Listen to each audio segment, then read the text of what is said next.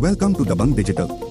दोस्तों, आज हम बात करने जा रहे हैं first of its kind and थोड़ा शॉकिंग लीगल इशू की, जिसमें बॉलीवुड की टॉप म्यूजिक कंपनीज एक साथ मिलकर ओपनएआई के खिलाफ कोर्ट तक पहुंच गई है।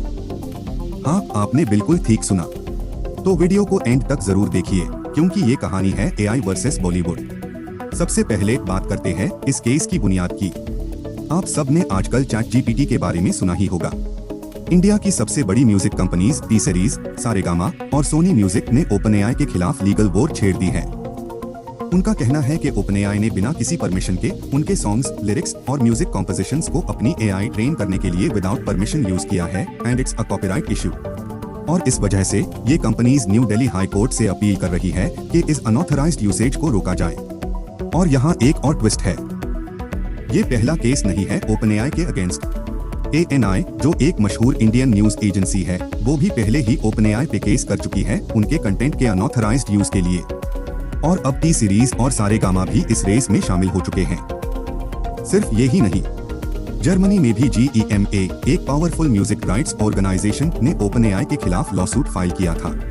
वो कह रहे हैं कि चैट जीपीटी ने उनके लिरिक्स रिप्रोड्यूस किए बिना किसी परमिशन के। मतलब ये इश्यू अब सिर्फ इंडिया तक लिमिट नहीं, ये बन गया है एक ग्लोबल कंसर्न। तो सवाल ये है, ये म्यूजिक लेबल्स इतने परेशान क्यों हैं?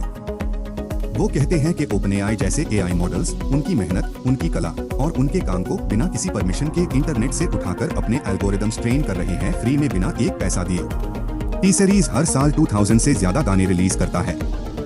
और सारेगामा, जिसके पास है लता मंगेशकर, रफी साहब और मुकेश जी के सॉन्ग्स के राइट्स। और जब कोई एआई कंपनी बिना पूछे इनका यूज कैरी, तो सोचिए कितनी नाइंसाफी है ये। और ये सिर्फ एक मुल्क की लड़ाई नहीं है।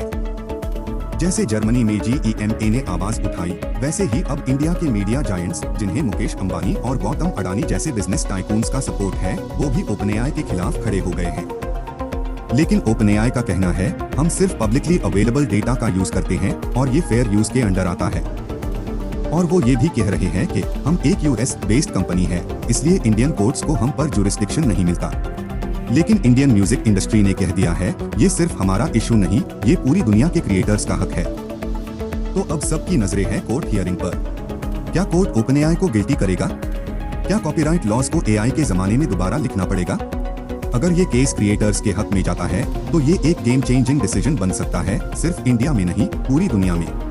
और मानिए, ये एक सिंपल केस नहीं, ये एक टकराव है कला और मशीन के दरमियान। तो दोस्तों, अब बारी आपकी है। आप क्या सोच रहे हैं? क्या एआई को कॉपीराइटेड म्यूजिक यूज करने का हक मिलना चाहिए, या क्या क्रिएटर्स के राइट्स सबसे पहले आने चाहिए? अपनी राय कमेंट्स में जरूर शेयर करें। और अगर ये वीडियो इंफॉर्मेटिव लगी हो, तो लाइक जरूर करें, सब्सक्राइब करें दबंग डिजिटल को और बेल आइकन दबाएं ताकि आपको हर टेक और लीगल अपडेट सबसे पहले मिले। मिलते हैं नेक्स्ट वीडियो में एक नए टॉपिक के साथ। Till then, stay bold, stay fearless, be unstoppable.